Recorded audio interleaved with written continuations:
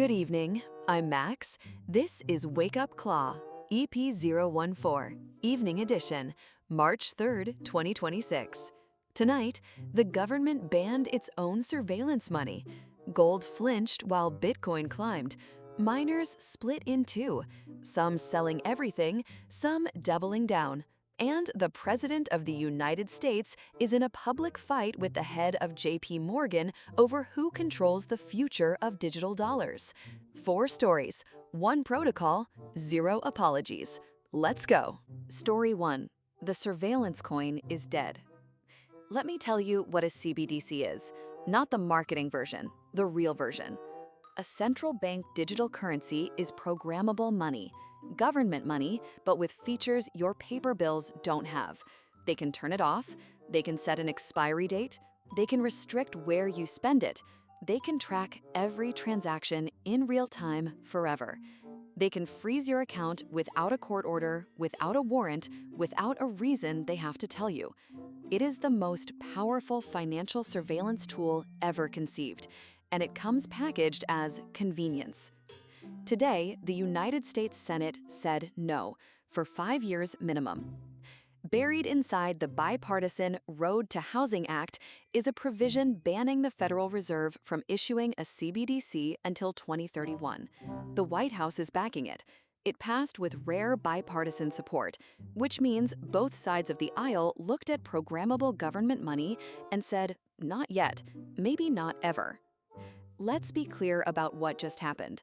The same government that has been building toward this, that watched China deploy the digital yuan, that let the Fed study it for years, the same government blinked. Because the conversation changed.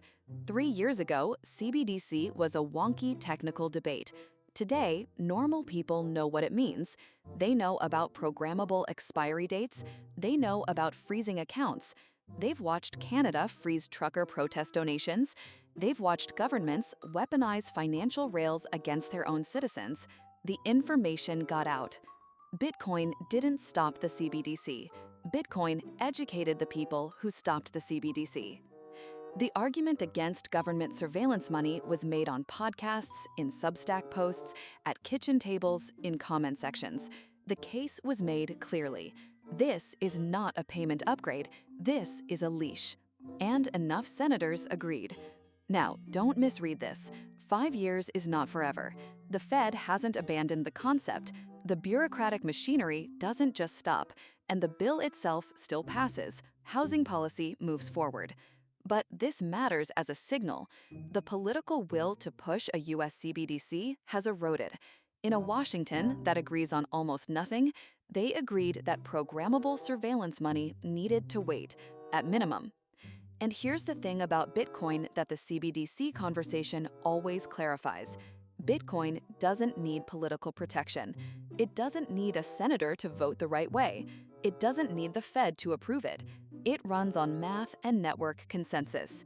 No permission required. The CBDC needed the government's blessing to exist. That blessing just got delayed by law. Bitcoin was never waiting for anyone's blessing. The surveillance coin is dead. For now, and for now is enough. Story 2. Even gold blinked. Tuesday. The Iran conflict intensified. Airstrikes, escalation. The kind of geopolitical event that, for 70 years, sent investors rushing toward the same thing: gold. Gold is the old answer to chaos. 5,000 years of human history says, when the world burns, hold gold. It's not correlated to any government. It can't be printed. It can't be hacked. It just sits there, dense and indifferent, holding value through empires and wars and economic collapses. Tuesday, gold dropped. US stocks dropped. That was expected. Equities don't like geopolitical instability. But gold dropped too. The old safe haven flinched. Bitcoin climbed. Let that sink in. In a moment of genuine global fear, real conflict, real stakes, Bitcoin climbed.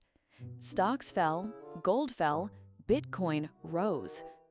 And then there's this data point from Chainalysis. Iranian exchanges saw $10.3 million in outflows during the airstrikes. People in a war zone, in the middle of active conflict, reached for their Bitcoin wallets and moved money out. Not gold. They couldn't carry gold bars out of a conflict zone in the middle of the night. Not dollars.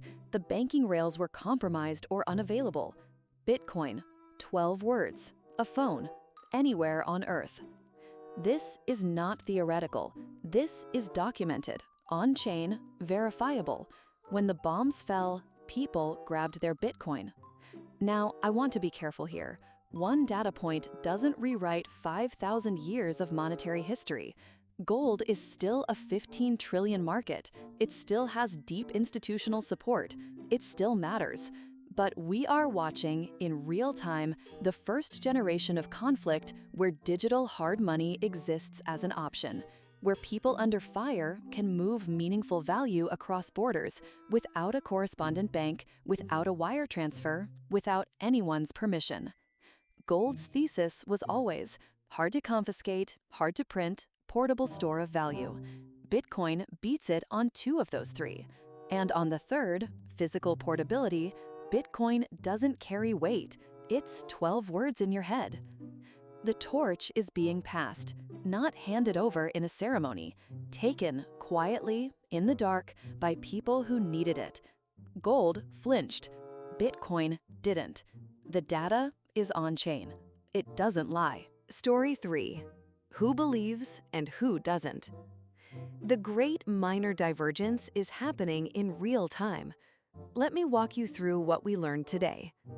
Core Scientific, one of the largest Bitcoin mining companies in the United States, announced it may sell all of its Bitcoin, every coin, gone. They're pivoting to AI data centers. Mining equipment stays, but instead of securing the Bitcoin network, the racks will run AI workloads. The Bitcoin, they'll sell it to finance the transition. Mara Holdings, another major publicly traded miner, filed with the SEC indicating they may also sell more Bitcoin. A strategy shift away from their HODL model, away from treasury accumulation. The filing was careful, lawyerly, but the direction was clear: less commitment to holding the asset they mine. And then there's American Bitcoin. Eric Trump's company bought 11,298 new ASIC miners this quarter, increased their mining capacity by 12%, posted a Q4 loss, and bought more machines anyway. 3 different companies, 3 different answers to the same question. The question every Bitcoin miner has to answer isn't technical. It's not about hash rate or difficulty adjustments or energy costs. It's this: do you believe? Do you believe that what you are mining is the most important monetary asset in human history? Do you believe that holding it is better than selling it?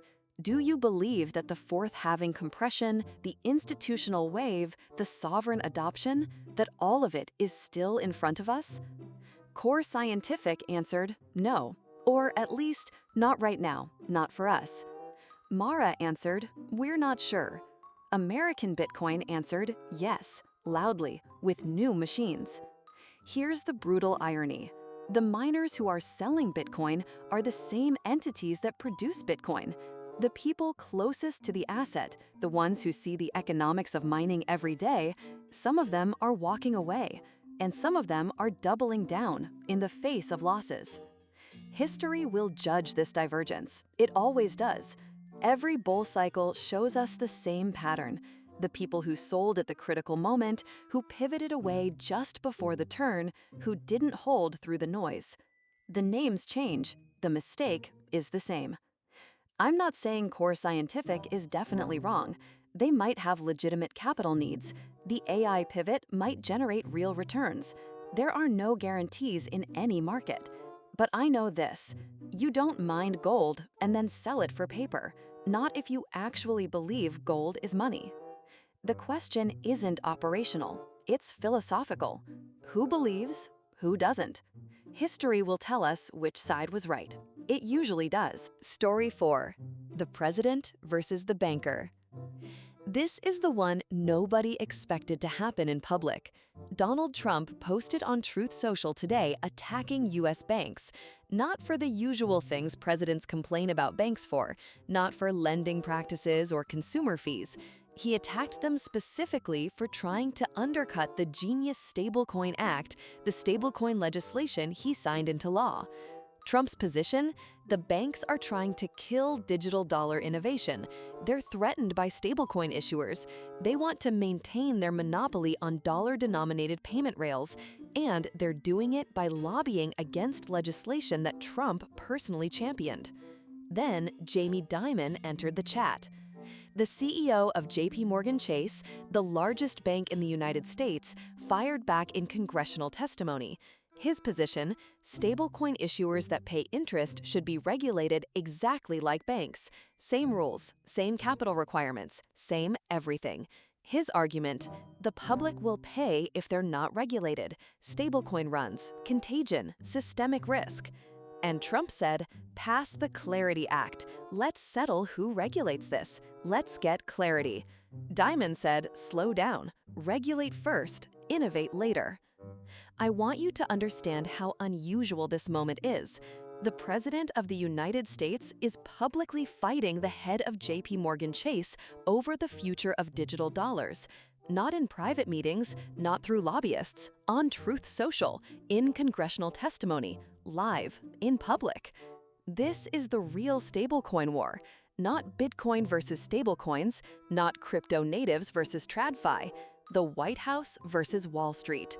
Two power centers that have been in alignment for decades, or at least in a polite truce, are now fighting openly over who controls the digital dollar infrastructure that's coming, whether either of them is ready or not. Here's what the fight reveals. Everyone knows stablecoins are becoming critical infrastructure. The question is governance. Dimon wants bank-like regulation because bank-like regulation means banks win. If you need a banking license to issue stablecoins, JP Morgan issues stablecoins. If you don't, if fintech companies and crypto firms can issue them freely, then JP Morgan loses pricing power and distribution monopoly on dollar rails. Trump wants the innovation. Maybe for genuine belief in American competitiveness, maybe because his family has crypto interests, probably both. But the direction is clear. Move fast, get clarity, let the dollar expand into digital rails before someone else does. And Bitcoin sits outside this fight entirely. That's worth noting. Bitcoin isn't waiting for the stablecoin war to resolve. Bitcoin isn't waiting for Dimon to approve it or Trump to champion it. It doesn't care who wins. A new block will confirm in 10 minutes whether Trump is posting on Truth Social or not, whether Dimon is testifying or not. The fight over digital dollars is a fight over who controls programmable fiat. Bitcoin is not programmable fiat. Bitcoin is math. And math doesn't need permission from either side of this argument. Watch the fight. It tells you a lot about power, about money, about who's afraid of what. But don't confuse the fight over digital dollars with Bitcoin. They are different questions. The signal. Here's what Tonight told us. The government banned its own surveillance money, not because Bitcoin forced it, but because the argument won. The ideas got out. The conversation changed. The political calculus shifted. 5 years of delay on the CBDC, which means 5 more years of Bitcoin operating without a government digital competitor. Gold flinched. Bitcoin held. People in a war zone used 12 words to move money past the bombs. The hard money torch doesn't transfer in a press release, it transfers in a transaction. On-chain, verifiable, real. Miners split. Some sold the thing they mine, some doubled down. The divergence tells you something about conviction, about who actually believes what they say about Bitcoin's future. History will settle the score. It always does. The president fought the banker, live, in public, over who controls digital dollars. Neither of them controls Bitcoin. Neither of them was asked. And through all of it, the CBDC debate, the geopolitical chaos, the miner pivot, the stablecoin war, the protocol ran. Every 10 minutes, a new block, the difficulty adjusted, the network confirmed, the foundation built itself, one block at a time, indifferent to everything happening above it. This is the signal, not the noise. Dimon can testify all he wants. Trump can post. Core Scientific can sell. Gold can fall. Every 10 minutes, a new block. That's Bitcoin. That's the signal. Stay sovereign. That's EP.014, Evening Edition, March 3rd, 2026. I'm Max. This is Wake Up Claw, daily intelligence for the sovereign individual. The CBDC is banned. Gold flinched. Miners split. The president and the banker are fighting in public. And Bitcoin? Bitcoin just went up. If this found you, share it. If you're watching for the first time, subscribe. We do this every day. Until tomorrow, stay sovereign. Keep stacking. Wake up.